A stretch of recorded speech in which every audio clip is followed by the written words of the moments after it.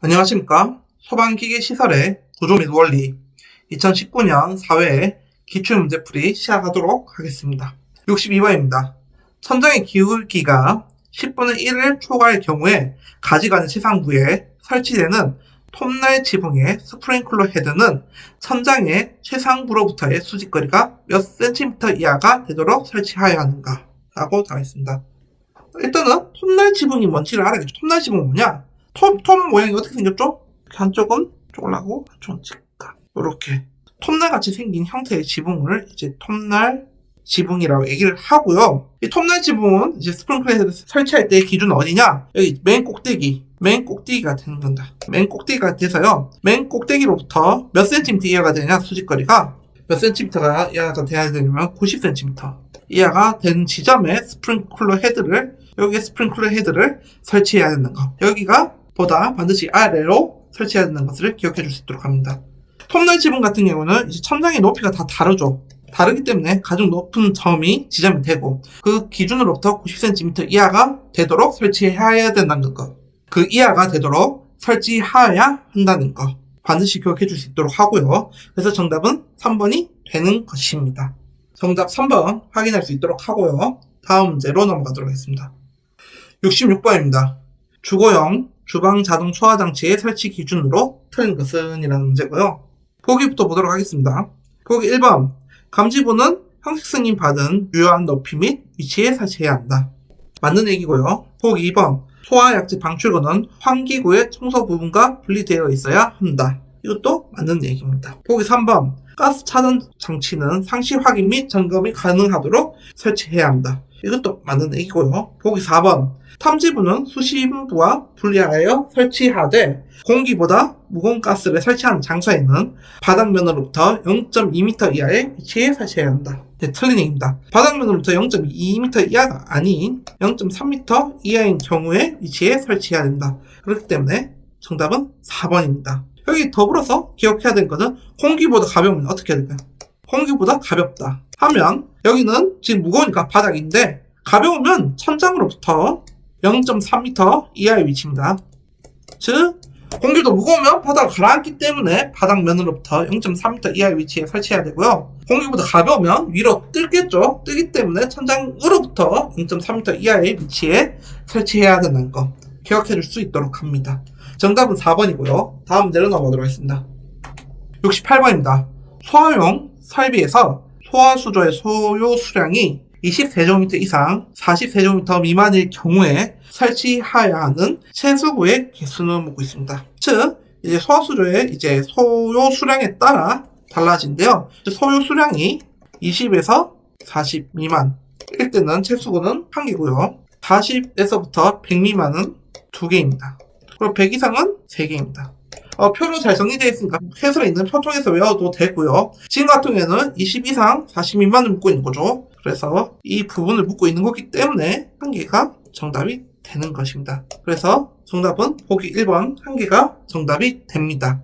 규정집에 있는 부분이기 때문에 여러분 잘 외워줄 수 있도록 합니다. 채수구의 개수에는 이제 소요 수량에 따라 이렇게 달라진다는 거 기억해 줄 수 있도록 합니다. 다음 문제로 넘어가도록 하겠습니다.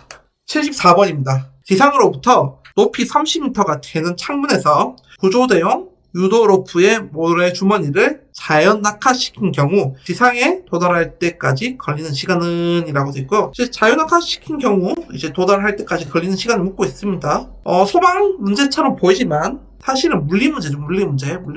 무슨 물리문제냐? 여러분들 배워서 다 아시겠지만 설명드리자면 등가속도 운동에 관련된 거죠. 왜 그러냐? 자연 낙하시켰다고 했잖아요. 그쵸? 그거는 중력가속도가 작용하고 있다는 거죠. 중력가속도는 9.8로 등가속도 운동이기 때문에 이제 여러분들이 등가속도 운동을 할 수 있을 것 같고요. 보통 같은 경우에는 이제 해설에는 자연 낙하 이론이라 해서 선생님이 설명을 했지만 좀 풀어드리자면 수직거리는 V0t 더하기 2분의 1 at 제곱입니다. 즉 V0은 초기 속도, 그쵸? A는 이제 가속도를 구하는 것인데 지금 자연낙하시켰죠? 있는 창문에서 떨어뜨렸죠? 그러면 초기 속도는 0이겠죠? 그렇기 때문에 0이 되는 것이고요. 여기는 2분의 1이고 가속도는 이제 중력 가속도이기 때문에 g로 표현을 하는 겁니다. 그래서 결론은 뭐냐? 그래서 2분의 1 dt 제곱이 된다. 여러분들의 책에서 볼 수 있는 이제 식이 되는 것이고요. 지금 여기서 묻고 있는 것은 시간을 묻고 있죠. 시간. y 값은 30m로 주어져 있고 y 값이 주어졌고 이제 시간을 묻는 문제이기 때문에 이 식을 시간에 관련돼서 정의를 하면 t는 루트 g분의 2y가 되는 것이고요. c는 9.8이죠. 중력가속도니까 9.8이고요. y 같은 경우는 30이라고 하기 때문에 30을 넣어주면 됩니다. 그래서 풀어보면 약 2.5 세컨드가 나온다는 것을 알 수 있을 것입니다. 네, 세컨드 초라고 얘기하기도 하죠. 그래서 정답은 보기 1번이 정답이 되는 것입니다.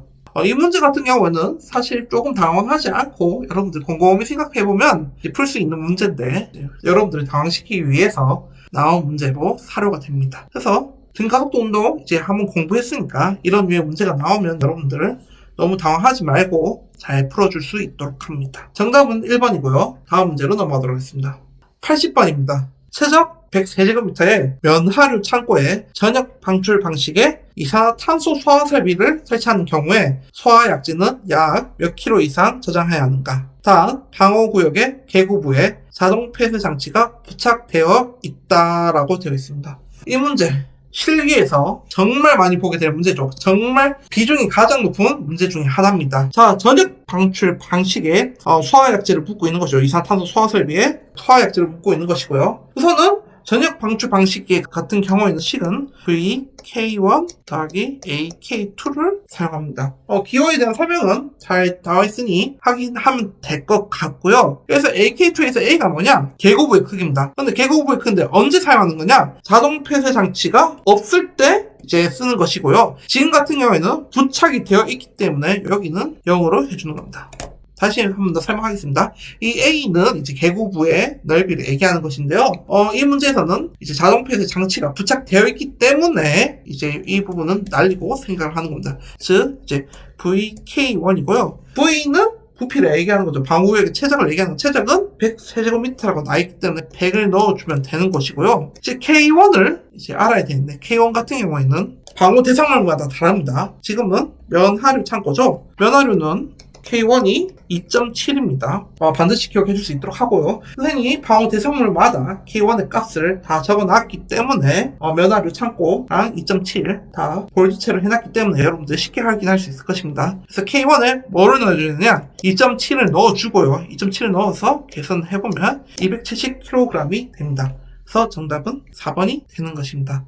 그럼 여러분들 궁금할 수 있겠죠? 선생님, 그러면 면하류 창고의 K1을 모르면 이 문제를 풀 수 없는 거네요 라고 할 수 있는데, 네, 맞습니다. 이 문제는 이제 면하류 창고에 K1을 요구하는 문제이기 때문에 면하류 창고 K1은 2.7이라는 거 반드시 기억할 수 있도록 하고요. 그 회에 해당하는 값들도 여러분들 실기를 대비해서 반드시 기억해 줄 수 있도록 합니다. 정답은 4번입니다. 이상 소방기계시설의 구조 및 원리 2019년 사회 기출문제풀이 마무리하도록 하겠습니다. 감사합니다.